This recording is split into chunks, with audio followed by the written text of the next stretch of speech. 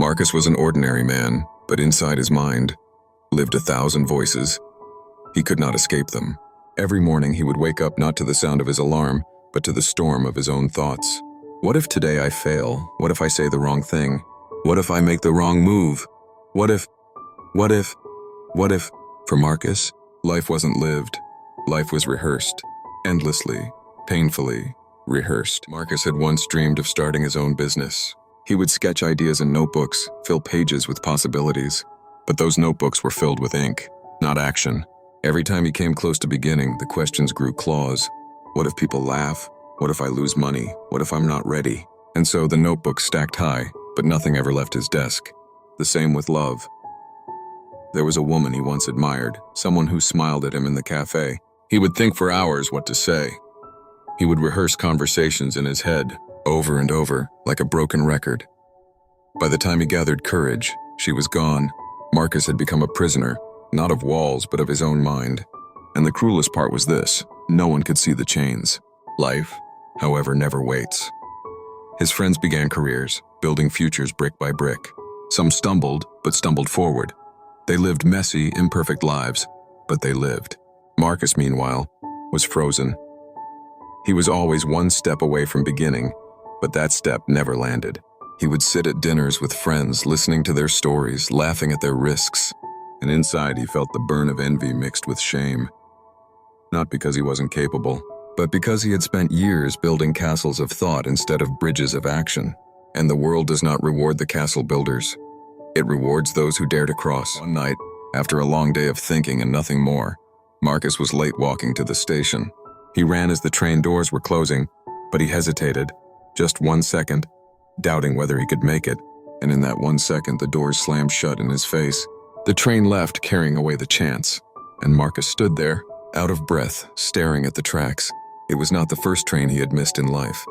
It was just the first time he watched it so literally, so painfully, slip away. For a long time he stayed on that platform, silent.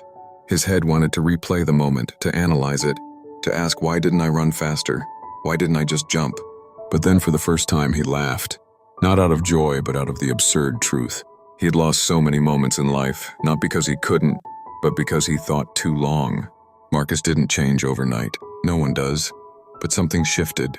The next day, when facing a small choice, whether to send a message he had drafted for weeks, he didn't wait. He pressed send. His hand shook, his heart raced, but he did it. The message wasn't perfect. His words stumbled, but the conversation began. Then, at work, when a project needed a volunteer, he raised his hand. Not because he was ready, but because he was tired of waiting to be. And slowly, brick by brick, Marcus learned the lesson his mind had never taught him.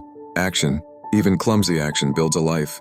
Thought alone builds only regret, but overthinking doesn't vanish easily. Marcus still found himself spiraling at times. At night, his mind would whisper, but now, instead of fighting the thoughts, he answered them with movement. Every action was a small rebellion against the tyranny of thought.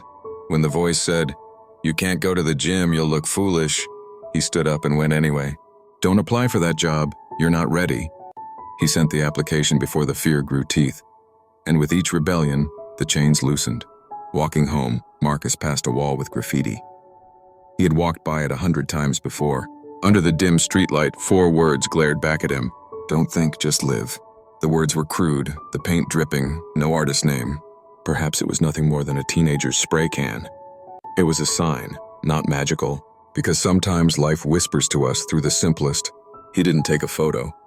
He just kept walking, with a rare, quiet smile, and Marcus's life began to look unrecognizable. He wasn't suddenly rich. He wasn't suddenly flawless, but he was moving. He had friends he never would have met if he hadn't said yes. He had projects he never would have touched if he hadn't raised his hand. He had stories, scars, laughter, the kind you only collect when you live. He had something overthinking had always stolen from him. Peace. Not the peace of perfect certainty, but the peace of knowing that he was no longer standing still. My friend listening right now, maybe you are like Marcus. Maybe your life is filled with 1,000 what-ifs. Maybe you are a prisoner of your own mind, overthinking every move until the moment is gone. But hear this, thinking does not protect you. It only delays you. No storm ever stopped because you stood at the window analyzing the rain. You must step outside, get wet, and learn to walk through it. Overthinking is the art of writing tomorrow's regrets in advance. Action is the art of living today with courage. Stories only change us when they become steps. So let me share 3 simple lessons you can apply right now. Small action kills big fear. Don't wait for perfect plans. Move now, even if it's messy. Overthinking is wasted energy. The mind grows louder the longer you wait. Do the thing before your brain invents reasons not to. 3. Life rewards the movers.